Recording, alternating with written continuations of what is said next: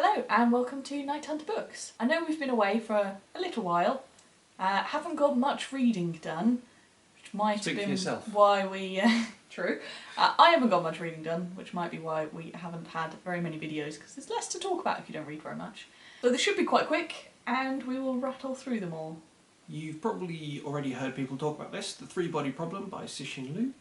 This is a contemporary conspiracy thriller rolled into a hard SF novel, with some virtual reality elements and some sort of secret society stuff. Also some historical segments taking place during China's Cultural Revolution, I think. This was a Hugo Award winner, and I know you really liked it. Yeah, this was wrapped up last month. It's the downside of dual channels, where we read things close together. I'm not sure I was quite as sold, if I'm honest. It was enjoyable, but I didn't think it was perhaps quite as original as you did. But I haven't read much hard SF. Yeah. I would say it's a bit light on characterisation. Yeah. My first one is The Joy Luck Club by Amy Tan, which I read on ebook. Now this one is written by a Chinese American lady and published in the late 80s. It follows the kind of immigrant stories of 4 Chinese women who all emigrated to San Francisco around the same time, and then all of their daughters who all grew up in the US. And I did find various bits of this book really interesting, so there's kind of lots of little snippets into different lives, and you get to see certain time periods in China from the point of view of lots of different people. On the other hand, its structure was basically, I've heard it referred to as a mosaic novel, where there's lots of short stories that are all interwoven to a certain extent, which, had I known, I might have thought more about starting this book, because I have notoriously, no, probably not notoriously, it's not famous. You struggled with? I've struggled with in the past, yeah. So I find one of the things that makes me want to pick a book back up is the narrative trail. And I kind of miss that entirely with books that are collections of short stories of some sort, which meant I read this incredibly slowly, which then means that I was probably missing all the ways in which they were interwoven and forgetting who characters were. And it's not a long book.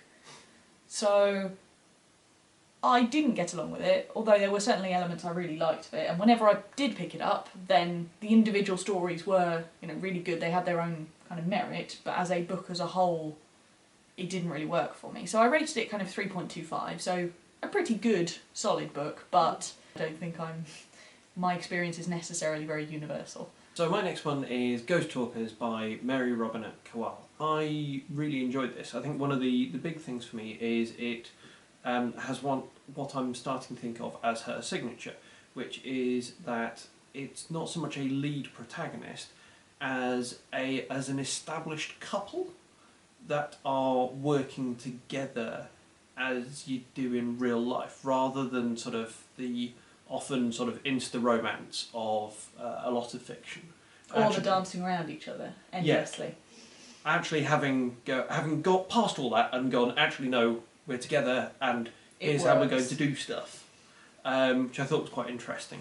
It's an alternate universe World War One, where the British have an advantage over the Germans in that their soldiers are primed to report in after death to spiritualists, so that the Allied commanders know what's happening at the front, and things start to go wrong. It's a really interesting world, quite similar to our own in some ways, but obviously very different in others.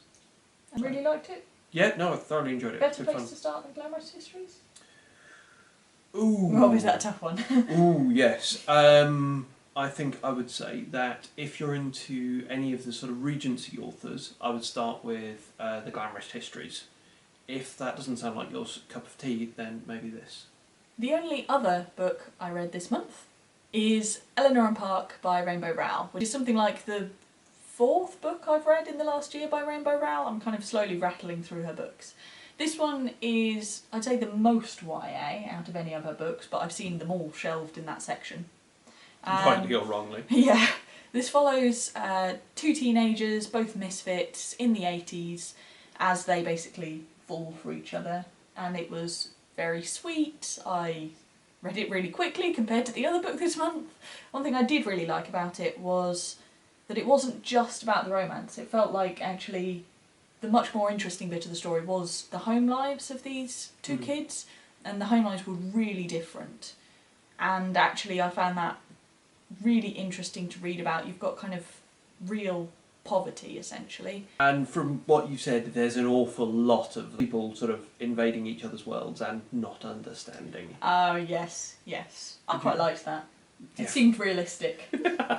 Two people from very different backgrounds. So. You will trip over assumptions. Yeah. I think my one kind of thing I didn't like so much was that the ending felt a little rushed, or I would have liked to see a bit more kind of resolution from the kind of home life side of things at the end. But it's probably not a bad thing if an author has got me going, I want more book at the end. So as far as negative comments go, that's probably one of the best. Carry On by Rainbow Rowell. We might have both had a moment this month or last month where we went, I just want something light and easy. Yeah, and despite the size of it, this is a very quick read. It's the seventh book in a series of which the rest doesn't exist. An author's fanfic of her own fanfic. Simon Snow is the worst chosen one who's ever been chosen. Simon is pretty clueless, but the book's a lot of fun, the world building is really good.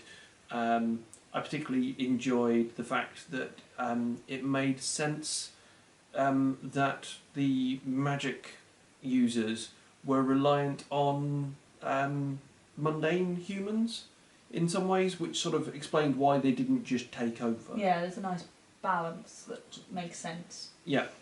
In fact, the magic system itself is quite good fun, and if you've read Jim Hines' Libriomancy series, it's quite similar to that, and that's good fun too. So the last thing I read this month was the third volume of Alec Schneider, which actually you read as well this month, but Yep. I'm holding it because I read less.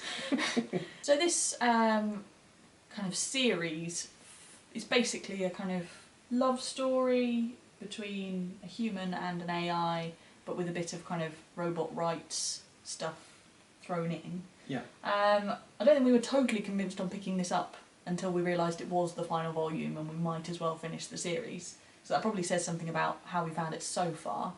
And I'd say this is a good kind of ending to the series. I quite like the way it was wrapped up, you know, Yeah. it didn't disappoint in any way.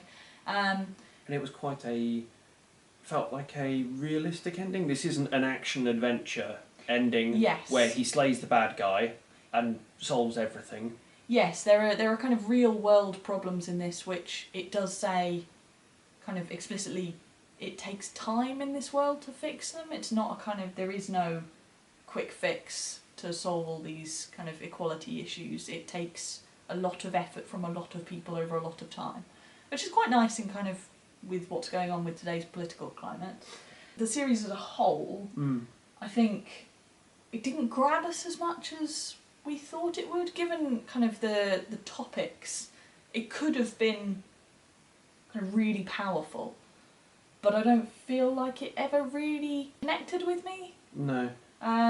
One possibility is the artwork is quite kind of clinical and clean.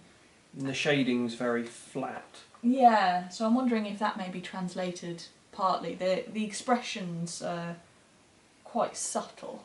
And like as a kind of romance story, like I have read graphic novels that have made me kind of really feel for the relationship and you know, get upset about their problems they're facing, but this series isn't one of them. My last one is A Closed and Common Orbit by Becky Chambers. I'm not going to talk about this much because you've probably heard about it. And I wrapped it up only a couple of months ago. Yep. It's the second book in Becky Chambers' Wayfarer universe.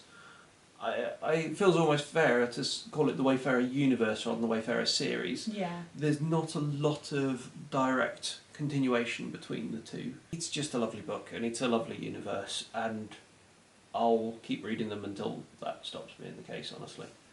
Yes. The other thing to note is that the first Wayfarer's book is very episodic, where I think it's been compared to kind of a road trip story. Yeah. Like, kind of drop in on lots of different cultures along the way, and it's a nice way to world build. Yeah.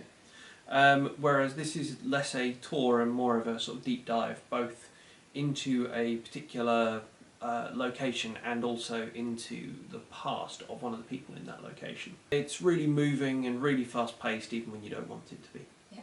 And that is everything we read last month. So let us know if you've read any of the books that we talked about. Or if we've egregiously misjudged any of them. So thank you for watching. See you again soon.